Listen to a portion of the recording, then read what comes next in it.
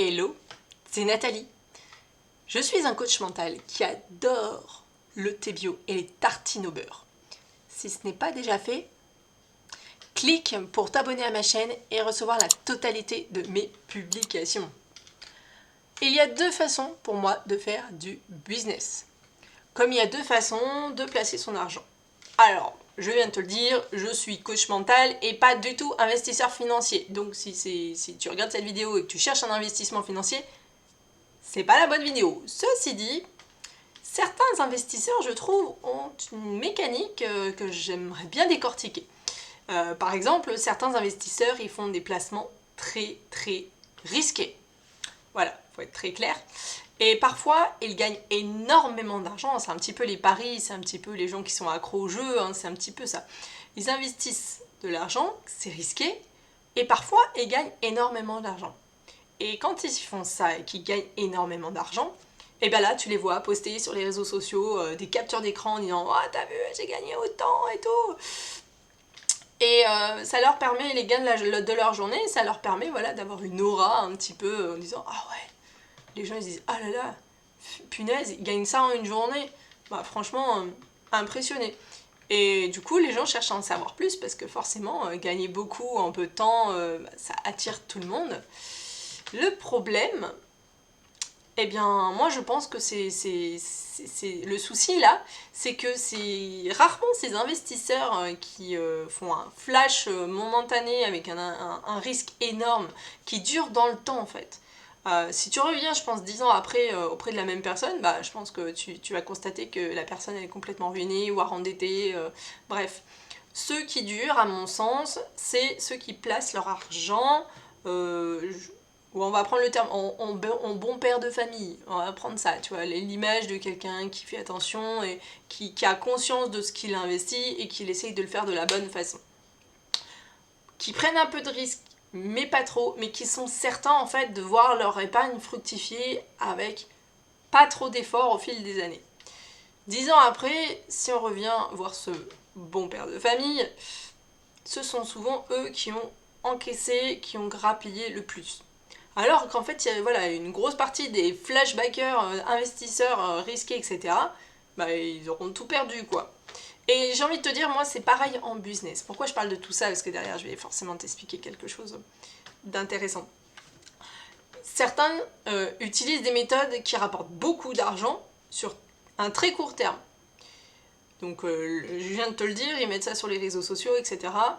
Et ils veulent apprendre, les gens veulent apprendre à faire pareil.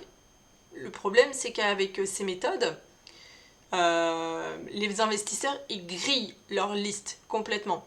Ils veulent impressionner les gens et au final, la clientèle, elle fuit en quelques mois parce qu'ils se rendent compte que en fait, la solution, elle est naze, elle est pourrie.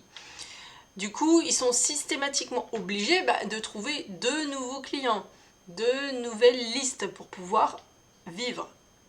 Parce que forcément, une personne elle se fait attraper une fois, elle ne se fera pas attraper 10 fois de suite, hein, ça c'est pas possible. Et en fait, c'est la raison pour laquelle ils sont obligés de débloquer des sommes, des fonds en publicité qui sont énormes. Et du coup, ça plombe une bonne partie de leur chiffre d'affaires.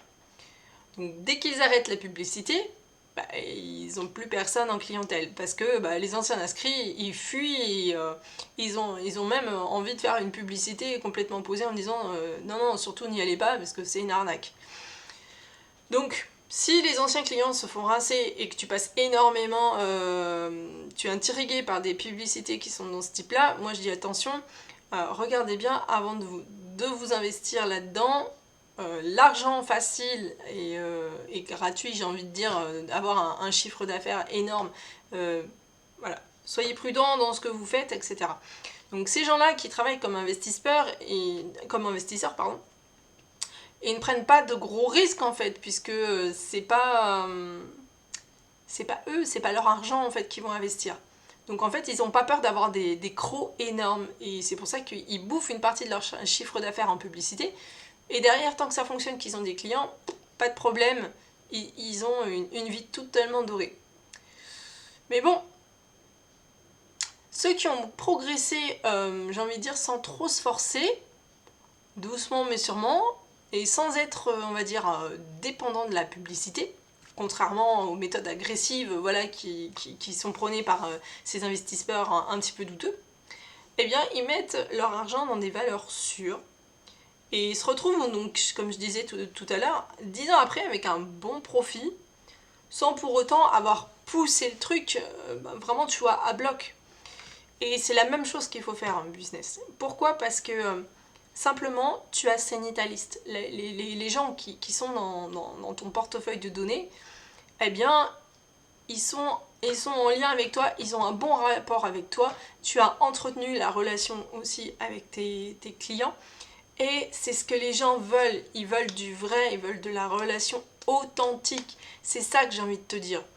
De vouloir faire de la pub, c'est très bien. Pour te faire connaître, c'est très bien. Mais ne jamais oublier l'authenticité et la relation, l'émotionnel avec ton prospect, avec ton client. C'est extrêmement important. Sur le long terme, j'ai envie de te dire, d'aller doucement et une publicité, on va dire, relativement à taille humaine, c'est ce qui va te permettre de te rapporter le plus.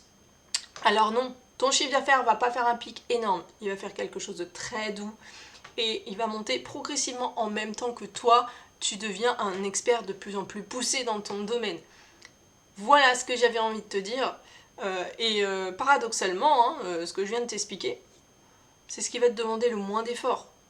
Un investisseur qui te montre ce qu'il a gagné en une journée en prenant un risque qui lui a donné des sueurs froides, je ne te raconte pas l'émotionnel comment il fait pour cette personne. Par contre, quelqu'un qui place ses billes doucement mais sûrement, il est plutôt serein. Hein. Donc c'est pareil, l'émotionnel, tu le stabilises. Et ça, c'est super important. Si tu penses que pour stabiliser ton émotionnel, tu as besoin d'aide, n'hésite pas à prendre contact avec moi. Tu trouveras tout ce qu'il faut pour me contacter dans la vidéo ci-dessous. Moi, je propose donc un accompagnement, des coachings qui sont de haute qualité. Voilà, tu verras ce que je peux te proposer. En tout cas, c'est complètement personnalisé.